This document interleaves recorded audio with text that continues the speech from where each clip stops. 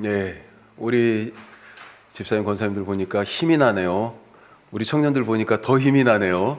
예, 오늘 새벽에 기도하러 오는데 상당히 춥더라고요. 건강하시기 바랍니다. 예, 이럴 때일수록 움츠리지 마시고 더 이제 펴시면서 막 운동도 하시고요. 예, 하나님 주시는 강건함이 우리의 삶의 영육간에 넘치시기를 축복합니다. 자, 우리 계속해서 성막과 그 안에 있는 기물들에 대하여서 살펴보고 있습니다. 지난주에 우리 진설병 그리고 그 상에 대하여서 말씀을 나눴었어요. 진설병, 상, 예, 그 위에 있는 진설병, 떡이죠. 예, 떡의 의미가 뭐라고 그랬습니까? 이 진설병이라고 번역된 이 말을 직역하면 뭐라고 돼 있다고 그랬어요? 얼굴의 떡이에요. 얼굴의 떡. 얼굴이니까 얼굴을 지금 딱 맞대고 있는 거예요. 예. 그 사람이 거기에 있어야 되잖아요. 상대방이. 하나님의 얼굴을 지금 보고 있는 것 같은 겁니다. 그래서 그걸 하나님 앞에서 이런 의미로 이해하자라고 얘기했었어요. 우리가 그런 말로 유명한 라틴어가 코람 데오, 하나님 앞에서. 그래서 이 얼굴의 떡, 진설병의 의미 중에 하나가 하나님의 임재예요. 하나님의 임재. 예. 하나님의 임재 앞에 서는 거죠. 또 한 가지, 이 진설병은 12개예요, 총. 자, 2줄씩, 6개씩 2줄로 쌓았습니다. 그렇게 해가지고 이 떡상, 진설병 상 위에다가 이 떡을 딱 올려놨는데 어떤 의미예요? 예. 예, 헌신이에요. 드림이에요, 드림. 이건 하나님께 드리는 겁니다. 이게 떡이니까 야 이거 우리한테 주시는 거 아니야? 이렇게 먼저 생각할 수 있는데 예배의 본질 중에 하나가 뭐예요? 예배는 받는 게 아니라 드리는 거예요. 드리지 않으면 예배가 될 수가 없어요. 떡을 거기에다 드리는 것, 이 12개의 떡은 뭐예요? 이스라엘 12지파의 헌신이잖아요. 주님, 우리를 이 12지파가 주님의 것입니다라고 주님께 드리는 거예요. 헌신하겠습니다 라고 하는 거예요. 그러면 이 사람들은 뭘 먹고 살아요? 아, 이거 하나님 주시는 건 줄 알았는데 이건 하나님께 드리는 거고, 이 떡은. 자, 뭘 먹고 살아 그러면요? 이미 주셨잖아요. 지성소 안에, 여기는 성소에 있는 거죠. 지성소 안에 언약의 궤, 증거궤 옆에 만나를 담은 항아리가 있잖아요. 이미 주셨잖아요. 예. 먹을 건 이미 주셨습니다. 그러면 그것에 대하여서 우리는 12지파가 하나님 앞에 우리를 드립니다 라고 드리는 것이 진설병, 그 떡이에요. 그런데 또 하나님이 그걸 받으시잖아요. 그런데 그것을 갖다가 일주일에 한 번씩 이제 떡을 갈죠. 이 떡을 누가 먹어요? 제사장들이 먹어요. 하나님께 드렸는데, 헌신했는데 그것을 또 우리에게 양식으로 주시네요. 헌신이 양식이다. 우리 지난 시간에 그런 말씀 나눴습니다. 기억나시죠? 예. 자, 오늘은 우리 등잔대로 오겠습니다. 등잔대. 자, 출애굽기 25장 31절에 40절까지 말씀. 예, 그리고 37장에 가서 이 등잔대를 또 만드는 게 나오고요. 등잔과 그 기름에 대한 얘기 계속해서 조금씩 더 있어요. 그 밑에 등불을 켜는 규정 보면 출애굽기 27장에 짧게 또 나와 있고, 그 다음에 레위기 24장에 이 등불을 켜는, 등잔대가 있으면 이제 그 일을 해야 될 거 아닙니까? 등불을 켜야 되는데 그런 부분들에 대하여서 곳곳에 이렇게 조금씩 나와 있어요. 같이 함께 살펴보면서 등잔대가 갖고 있는 그런 의미까지 오늘 살펴보도록 하겠습니다. 자, 출애굽기 먼저 25장 31절에 40절 한 번쯤 읽어보셨죠? 이 말씀. 야, 이 성경에서 레위기보다 더 힘든 데가 여기야. 이게 무슨 말인지 이해하기가 어려워요. 번역 때문에 그런데 같이 한번 읽어보고, 이 그림이 딱 있으니까 오늘 쉽게 이해하게 될 것입니다. 31절에서 40절까지 같이 읽겠습니다. 너는 순금으로 등잔대를 쳐 만들되 그 밑판과 줄기와 잔과 꽃받침과 꽃을 한 덩이로 연결하고 가지 6을 등잔대 곁에서 나오게 하되 다른 세 가지는 이쪽으로 나오고 다른 세 가지는 저쪽으로 나오게 하며 이쪽 가지에 살구꽃 형상의 잔 셋과 꽃받침과 꽃이 있게 하고 저쪽 가지에도 살구꽃 형상의 잔 셋과 꽃받침과 꽃이 있게 하여 등잔대에서 나온 가지 6을 갖게 할지며 등잔대 줄기에는 살구꽃 형상의 잔 넷과 꽃받침과 꽃이 있게 하고 등잔대에서 나온 가지 6을 위하여 꽃받침이 있게 하되 두 가지 아래에 한 꽃받침이 있어 줄기와 연결하며 또 두 가지 아래에 한 꽃받침이 있어 줄기와 연결하며 또 두 가지 아래에 한 꽃받침이 있어 줄기와 연결하게 하고 그 꽃받침과 가지를 줄기와 연결하여 전부를 순금으로 쳐 만들고 등잔 7을 만들어 그 위에 두어 앞을 비추게 하며 그 불집게와 불똥 그릇도 순금으로 만들지니 등잔대와 이 모든 기구를 순금 1달란트로 만들되 너는 삼가 이 산에서 내게 보인 양식대로 할지니라. 아멘. 아멘. 자, 등잔대라고 지금 번역이 되어 있습니다. 그렇죠. 그런데 이게 히브리 말로 그대로 읽으면 메노라예요. 메노라. 동그라미 한번 쳐주시고. 메노라. 그리고 생긴 것은 지금 오른쪽 그림처럼 되어 있습니다. 네. 메노라. 규격은 다른 것은 몇 규빗 이렇게 나왔잖아요. 지금까지. 근데 이건 그게 없어요. 그래서 대강 추측하기로 이 정도쯤 된다. 1m 내외 정도 될 것이다. 이렇게 생각해 볼 수 있어요. 물론 이제 학자마다 다 여러 가지 추측이 다른데 뭐가 정답일 수는 없다고 생각이 돼요. 예. 왜 그러냐면 재료를 보시면 재료가 순금 1달란트, 1달란트예요. 그러면 순금 1달란트가 얼마 정도 무게일까? 34kg예요. 34kg. 예. 34kg인데 그러면 실제적으로 사이즈는 얼마만큼 될까요? 금이니까 비중이 엄청 높잖아요. 그래서 작은 덩어리여도 엄청 무겁습니다. 그렇죠? 어느 정도 크기일 것 같아요. 이 34kg 금. 그걸로 지금 이걸 통째로 다 만들어야 된단 말이에요. 예. 그리고 그런 거 가지고 이제 막 얼마 정도 될까? 어떻게 만들었을까? 막 자꾸 생각해 보는 거죠. 왜? 실물이 없어서. 다 몰라요. 유대인들도 잘 몰라. 그래서 오늘 우리가 그걸 좀 찾아가 보는 거예요. 예.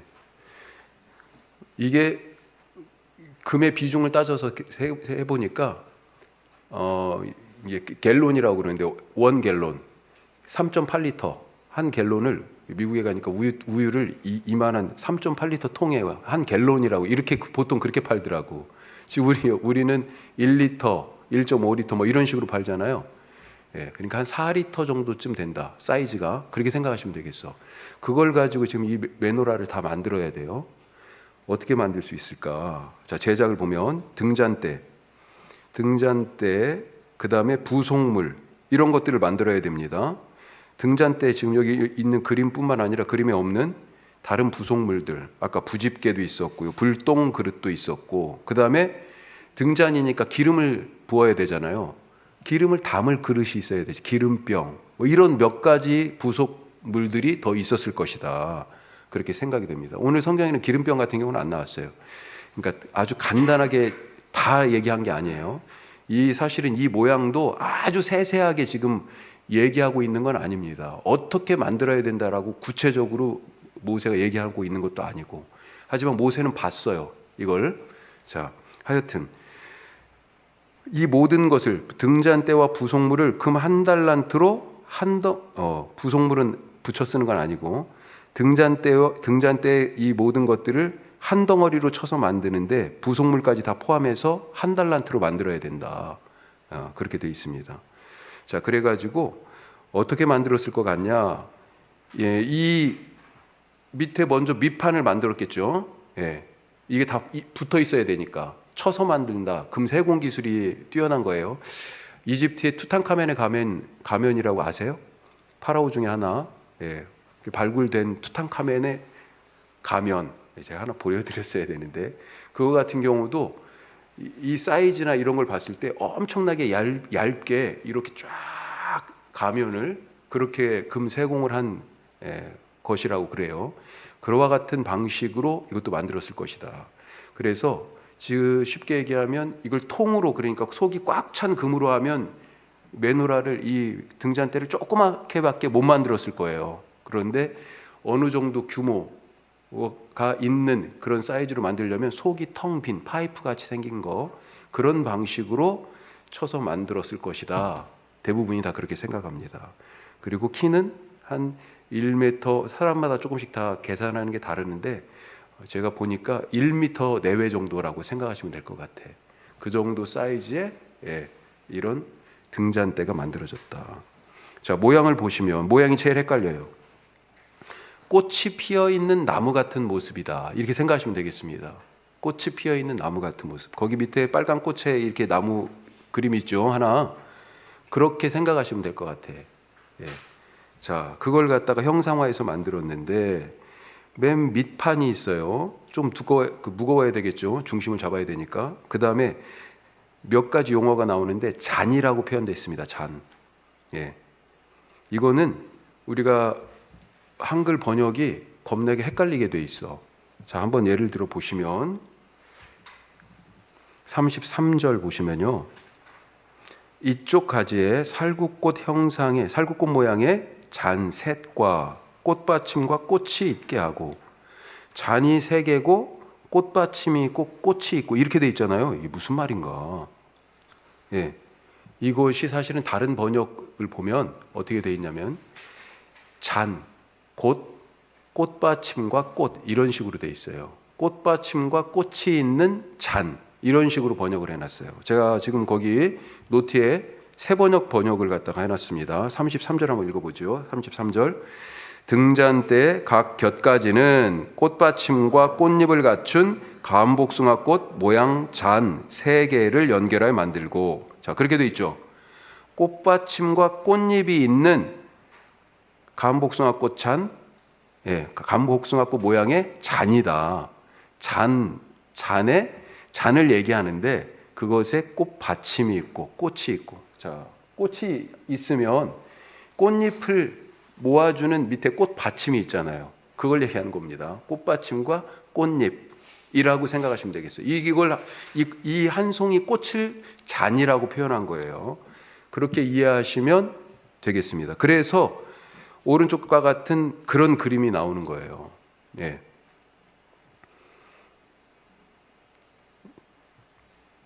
이해하셨죠, 대충? 그렇게 이해하시면 되겠습니다. 그리고 이걸 뭐라고 부른다고요? 메노라, 등잔대 메노라라고 부릅니다.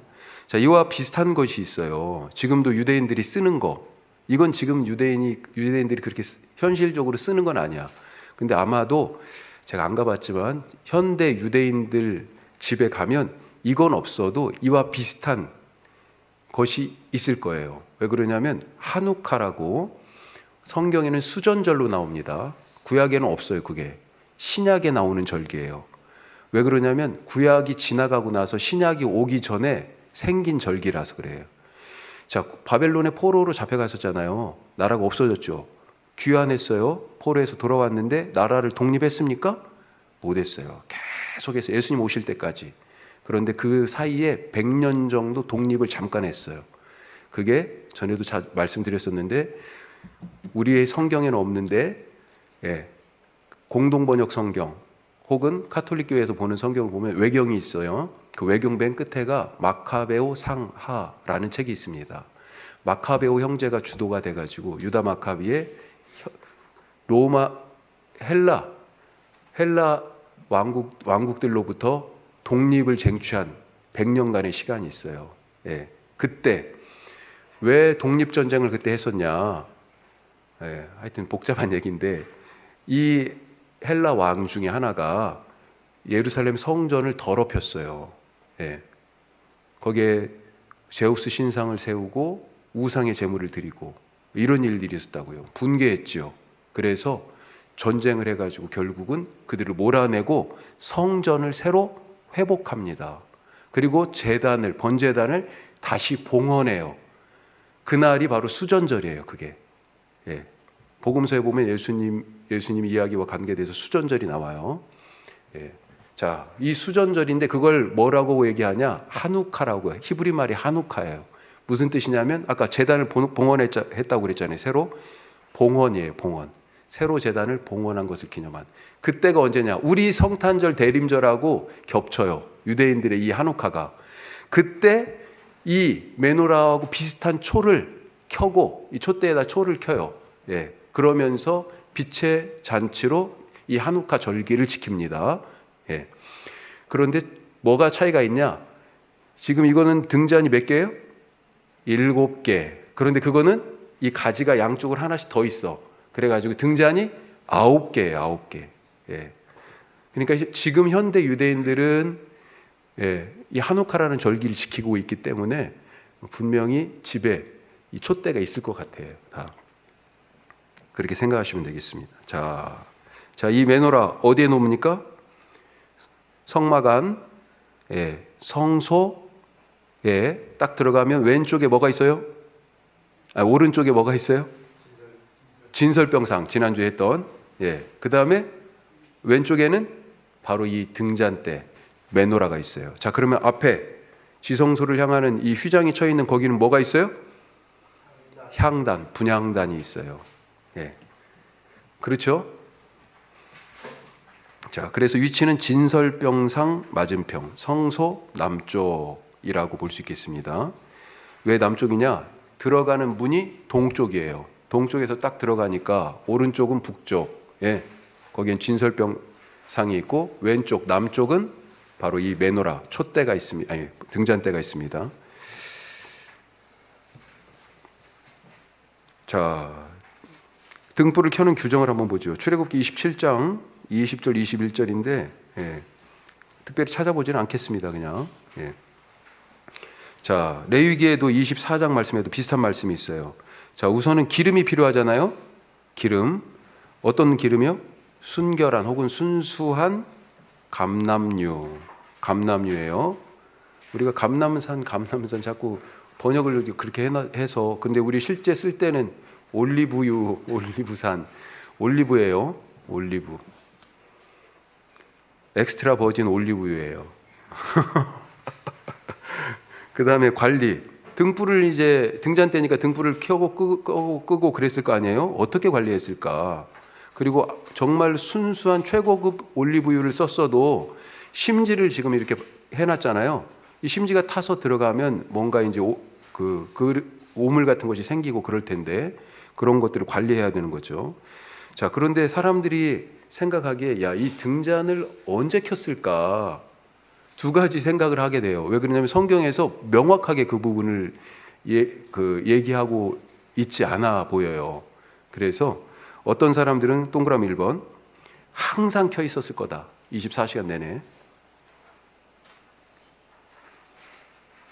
항상 켜 있었을 것이다. 그 다음에 어떤 사람들은 밤에만 켰을 거다. 왜 그러냐면 동그라미 2번 보시면 저녁부터 아침까지 항상 이런 표현이 나와 있거든요.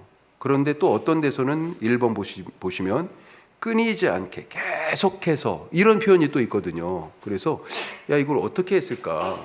그래서 요세푸스라는 예수님보다 조금 바로 그 다음 거의 비슷한 시대죠. 그때 유대 역사가가 있습니다. 요세푸스가 쓴 역사 책이 있어요. 많이 활용이 되는데 이 요세푸스 같은 경우는 뭐라고 얘기했냐면 저녁부터 아침까지 낮에는 3개를 켰을 거고 7개잖아요. 지금 등잔이.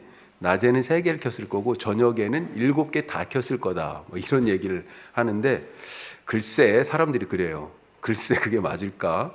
그렇게 생각합니다. 하여튼 어떤 분들은 24시간 켰을 것이다 이렇게 얘기하고 어떤 분들은 밤에만 켰을 것이다 생각하는데 그런데 한번 생각해 보십시오. 자, 성막이 이쪽이 지금 들어가는 데서는 커튼처럼 거기를 통과해서 지금 성소에 들어갔어요. 자, 그리고 나면 이 안에 들어가면 뭐가 보여요? 아무것도 안 보여. 등불이 없으면 빛이 없으면 아무것도 안 보여요. 지금 벽을 세 방향으로 다 세워놨죠. 위에를 덮었는데 이 덮은 게 네 겹입니다. 네 겹. 그러니까 빛이 들어올 틈이 없어요. 거기 가가지고 뭘 해? 아무것도 할 수가 없어. 아마 제 생각이에요. 24시간 내내 어떤 방식으로든지 불이 있었을 것이다. 그렇게 생각됩니다. 예. 그렇지 않고서는 그 안에서 뭔가를 움직이고 활동을 할 수가 없어요. 자, 출애굽기 30장에 보면 아침에 등불을 손질한 그런 내용이 나옵니다. 그리고 저녁에 등불을 켠다 이런 표현이 또 나오고요.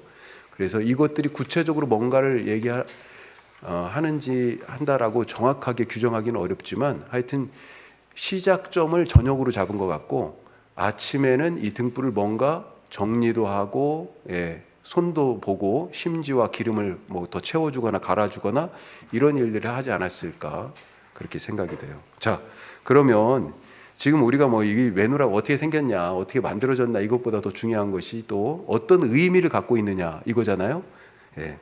우리가 두세 가지 의미를 좀 더 찾아보도록 하겠습니다.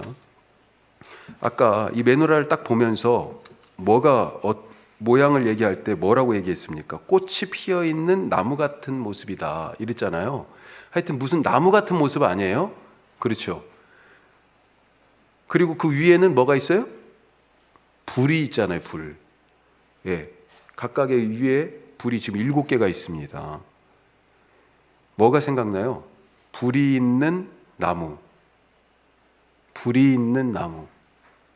생각나는 나무 있지 않습니까? 시팀나무. 땡.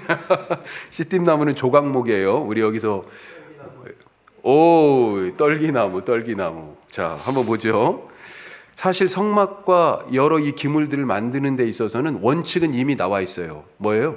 하나님이 보여주신 대로예요. 자, 거기 25장 9절 말씀 한번 보죠. 노트에 나와 있죠? 같이 봅시다. 물은 내가 내게 보이는 모양대로 장막을 짓고 기구들도 그 모양을 따라 지을지니. 자, 이렇게 성막을 짓는 걸 얘기하면서 제일 처음에 원칙을 딱 제시하셨어요. 그리고 나서 번제단부터 이제 하나씩 쭉쭉 말씀하시는 거예요. 자, 그런데 여러 기물들을 쭉 얘기하는데 다른 기물들에서는 이런 표현이 없는데 특별히 이 등잔 때 메노라를 얘기할 때 맨 끝에 오늘 말씀 40절에 자 40절 거기 노트에도 있습니다. 같이 읽어요. 너는 삼가 이 산에서 내게 보인 양식대로 할지니라. 이미 시작할 때 내가 보여준 대로 해라고 얘기했는데 이 메노라에 대해서는 이걸 한 번 더 강조해서 얘기해요. 다른 데는 없습니다. 이게 왜 하나님이 내가 이 산이 포인트입니다. 이 산에서 내게 보여준 대로 그렇게 얘기했을까요? 지금 성막에 대한 청사진을 보기 위해서 시내산에 올라갔어요. 그래서 하나님이 번제단 이렇게 만들어 자 봐 보여주고 이렇게 지금 하고 있다고 우리가 지금 쭉 읽고 있는 거예요.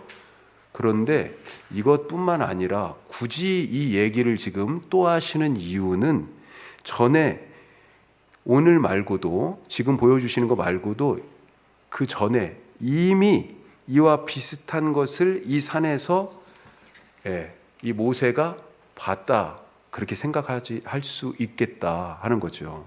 3장에서 출애굽기 3장에서 모세를 부르실 때 아까 말씀하셨지만 불이 붙었지만 타지 않는 떨기나무 그 앞에서 하나님을 만났습니다. 이 산에서 내게 보인 양식대로 만들라라고 하는 이 말씀은 혹시 이 불타는 나무, 떨기나무를 염두에 두신 것은 아닐까.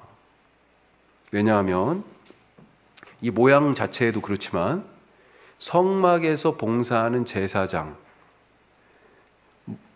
복장 규정이 있죠. 아무거나 입고 할 수가 없어요. 대제사장은 대제사장의 옷이 있고 일반 제사장은 일반 제사장들의 옷이 있습니다. 자, 그런데 옷에 대한 규정은 있고 관도 그렇게 써라 막 이렇게 다 나와 있는데 뭐 띠를 어떻게 해라 다 나와 있는데 복장에 있어서 한 가지 빠진 게 있어. 신발. 신발 얘기는 없어요. 신발 얘기는. 성경에도 구약에도 보면 제사장들이 신발을 신었다 벗었다 뭐 특별히 써 있지는 않은데, 이제 유대의 다른 문헌들을 보면 제사장들이 성소에서 일할 때는 신발을 벗었다 이렇게 돼 있습니다. 신발을 벗고 일했어요. 자, 그런데 떨기나무에서 하나님께서 모세를 부르실 때 모세가 다가가려고 그러니까 뭐라고 부르셨어요? 자, 거기 3장 5절 말씀 출애굽기. 자, 같이 합니다. 내가 선 곳은 거룩한 땅이니 내 발에서 신을 벗으라. 신을 벗으라. 동그라미. 등잔대 위에서 타오르는 이 불, 이것은 불이 붙었으나 타지 않는 하나님의 임재의 떨기나무와 같은 것 아닌가. 그래서 그때 모세에게 너 신을 벗어라고 말했는데 제사장들이 바로 이 성소, 이 등잔대 앞에서 봉사하면서 신발을 벗었던 것은 아닌가. 한번 생각해 보게 됩니다. 100% 이거다라고 지금 말하는 건 아니에요. 그렇게 생각해 볼 수 있지 않을까. 자, 그렇다면 우리가 이 메노라가 가지는 의미를 어떻게 이해할 수 있을까요? 하나님께서 자신을 떨기나무에서 자신을 드디어 나타내셨잖아요. 요셉이 총리할 때 이집트로 야곱의 식구들이 전부 다 내려간 이후에 400년간 지나고 나서 종살이를 하게 됐는데, 그 종살이 때문에 부르짖을 때 하나님이 응답하지 않는 것처럼 보였어요. 그런데 호렙산에서, 시내산에서 그 떨기나무 불꽃 가운데 하나님이 드디어 나타나셨어요. 그래서 내가 누구다? 난 아브라함의 하나님, 이삭의 하나님, 야곱의 하나님이야. 나중에 또 이름을 또 물어보죠. 그러니까 나는 스스로 있는 자, 나는 나야 라고 대답을 하시고 자기를 나타내 보이셨다. 즉, 이 산은 어떤 산이에요? 이 떨기나무 앞은, 이 메노라 앞은 뭐예요? 하나님이 자기를 드러내시는 임재의 자리다. 임재의 자리. 자, 그래서 1번 거기 떨기나무, 임재 이렇게 돼 있죠. 자, 그 다음에 밑줄 2개 그어주세요. 옆에다가. 자, 이 임재와 더불어서 또 뭐가 있습니까? 하나님께서 구원을 약속하셨잖아요. 구원을. 모세를 보내시면서 그 떨기나무에서. 그렇죠? 그래서 이 떨기나무, 이 메노라 앞은 어떤 의미가 있어요? 구원하신 하나님에 대한 고백이에요. 이 구원이 뭐예요? 하나님의 새 창조죠. 백성들을 새롭게 창조하시는. 또 한 가지 어떤 의미가 있습니까? 자, 거기 노트에 보시면 출애굽기 3장 12절 말씀 써 있습니다. 자, 같이 한번 읽어보겠습니다. 하나님이 이르시되 내가 반드시 너와 함께 있으리라. 내가 그 백성을 애굽에서 인도하여 낸 후에 너희가 이 산에서 하나님을 섬기리니 이것이 내가 너를 보낸 증거니라. 자, 이 산에서, 이 떨기나무, 하나님을 만난 이 산, 임재의 산에서 지금 다시 만나고 있잖아요. 이 백성들이. 그렇죠? 거기서 이 산에서 뭐 해요?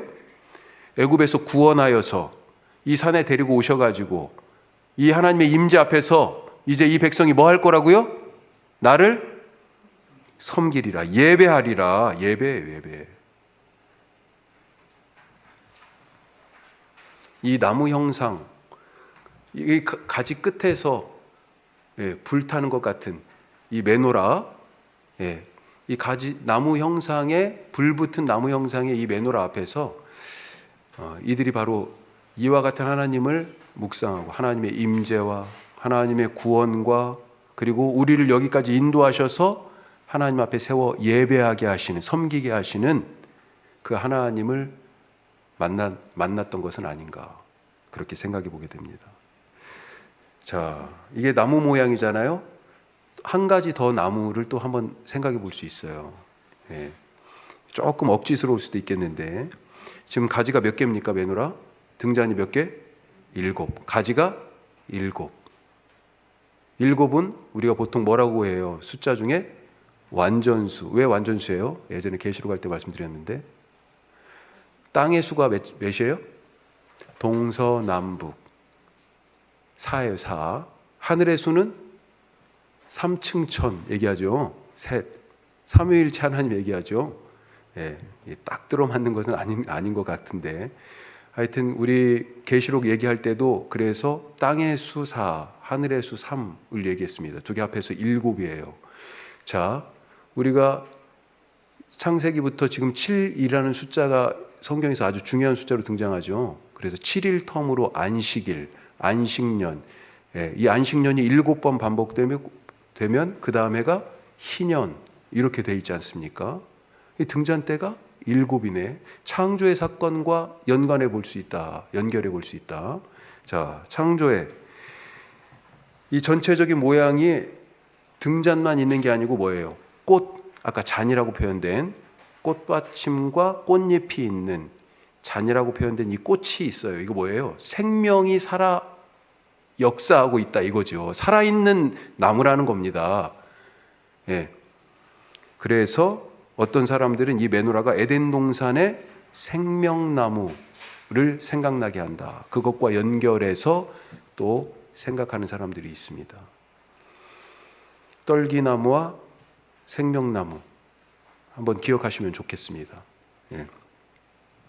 자, 또 한 가지 2번. 자, 메노라와 여기서 알아볼게. 두 감람나무, 올리브나무, 두 감람나무. 성경에 나오는 이야기를 스가랴 말씀 가지고 한번 생각해 보죠. 예, 두 감람나무. 거기 밑에 보시면 이것이 얼마나 중요한 건지 메노라하고 두 감람나무 스가랴서에 나오는 말씀이에요. 이게 등잔대가 있고 순금 등잔대가 있고 그 옆에 감람나무가 둘 있습니다. 그게 스가랴 4장에 나오는 말씀이에요. 자, 그런데 이스라엘의 국기는 뭔지 아시죠? 우리 태극기 같이 국기가 뭐로 돼 있습니까? 다윗의 별이라고 삼각형을 두 개를 겹쳐놓은 거 있잖아요. 다윗의 별이 이스라엘 국기에 있는데 국장이 있어요. 우리나라 국장은 어떻게 돼 있어요?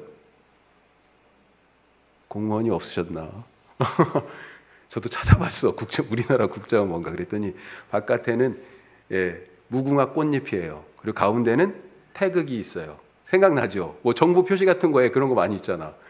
그게 우리나라 국장인데 이스라엘 국장은 저기 지금 사진에 있는 것처럼 이렇게 돼 있습니다. 가운데가 뭐가 있어요?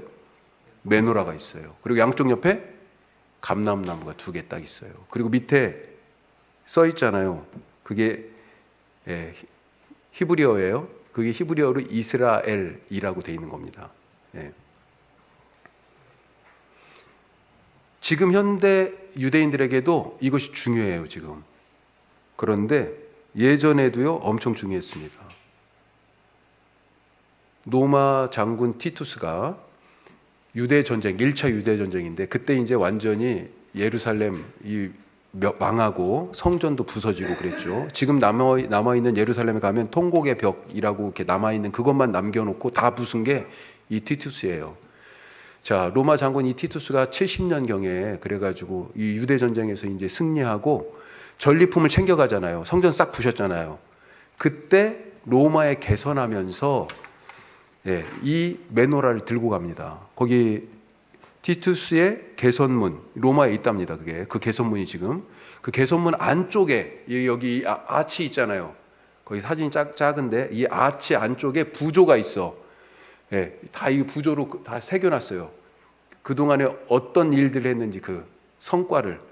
그런데 그 중에 하나가 이 예루살렘에서의 이 모습, 메노라를 들고 오는 것. 그 앞에 무슨 상자 같은 게 하나 있죠. 이게 떡상, 진설병 상일 거다. 그리고 거기 옆에 꽂혀 있죠. 뭐가? 은나팔. 이런 것들을 성전에서 다 지금 털어가지고 들고 오는 거예요. 야, 우리가 이겼다. 예루살렘 박살냈다. 성전 우리가 다 긁어가지고 오는 거야. 막 이런 거죠, 지금. 자, 스가랴 말씀 거기 한번 보겠습니다. 스가랴 4장 2절 3절. 스가랴 선지자에게 천사가 물어봅니다. 그가 내게 묻되 네가 무엇을 보느냐? 내가 대답하되 내가 보니 순금 등잔대가 있는데 그 위에는 기름 그릇이 있고 또 그 기름 그릇 위에 7 등잔이 있으며 메노라를 지금 얘기하는 거예요.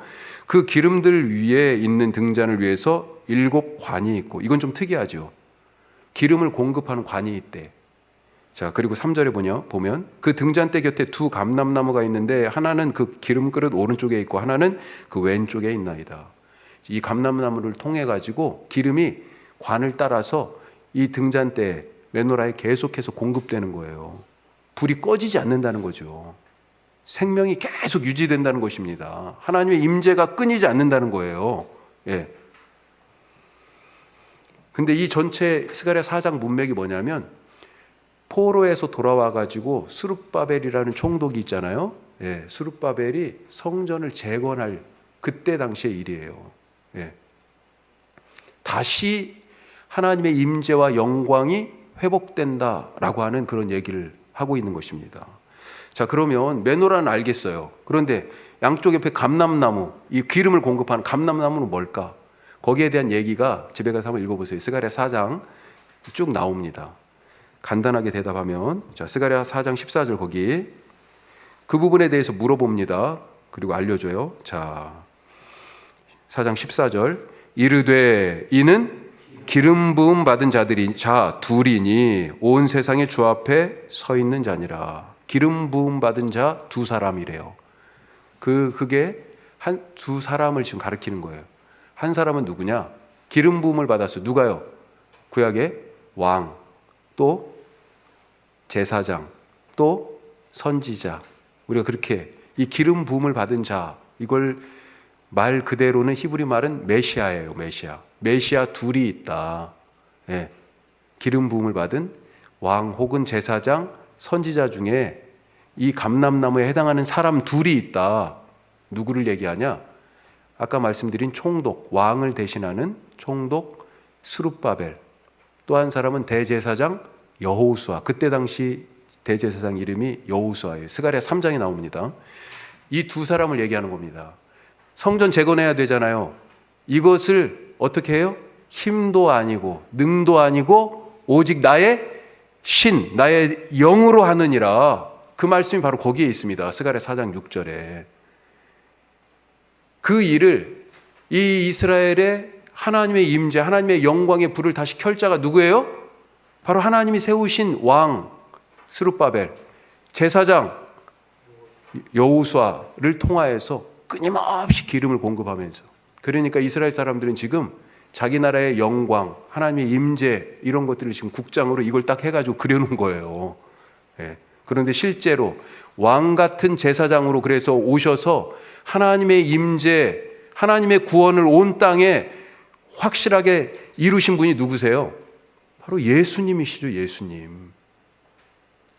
더 자세하게는 안 하겠습니다. 유대인들이 그런 점에서 참 안타깝죠. 안타깝습니다. 예. 국장에다가 이렇게 다 해놨는데 예수님은 부인해. 예. 자, 세 번째, 빛 되신 예수, 세상에 비친 성도. 빛. 무엇보다도 등잔대잖아요. 빛이잖아요. 빛을 지금 비추기 위해서 지금 켠 거 아닙니까? 만든 거잖아요. 기름도 있고, 예, 불 붙이고 관리하는 그런 것도 있고, 빛을 계속해서 비추기 위하여. 예.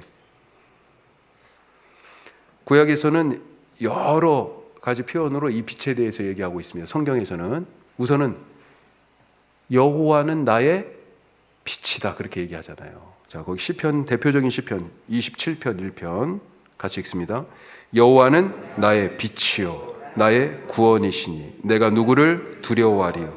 여호와는 내 생명의 능력이시니 내가 누구를 무서워하리요. 자, 아까 나왔던 단어들 다 나왔어요. 여기 구원, 생명, 그리고 뭐예요? 그 빛이 나와 함께 있잖아요 지금. 그럼 내가 무엇을 두려워하고 무서워해요? 그 빛이신 주님이 성경 맨 처음에 하신 말씀이 뭐예요? 빛이 있으라 아니에요. 빛이 있으라. 그리고 그 빛이신 주님이 세상을 구원하기 위하여 참 빛으로 오셨다고 요한복음 1장에 예수님을 소개할 때 참 빛, 참 빛으로 오신 예수님을 말하고 있지 않습니까? 그 예수님이 직접, 그건 요한의 증언이에요. 요한복음 1장은 요한이 예수님을 소개하는 거야.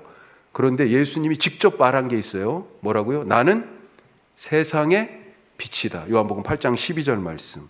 그렇죠? 그리고 제자들에게 뭐라고 그러셨어요? 마태복음 5장에서 산상보훈에서 자, 5장 13절 읽어보겠습니다. 14절. 너희는 세상의 빛이라. 산에 있는 동네가 숨겨지지 못할 곳이요. 빛이신 주님이 우리 보고 당신이 내가 세상의 빛이다 그러시고 우리에게도 똑같이 너희가 세상의 빛이다 그러셨어요. 왜 우리가 세상의 빛이 될 수 있습니까? 우리 안에 세상의 빛이신 주님이 계시기 때문에. 주님이 우리 안에 안 계시면 우리가 어떻게 세상의 빛이 될 수 있어요?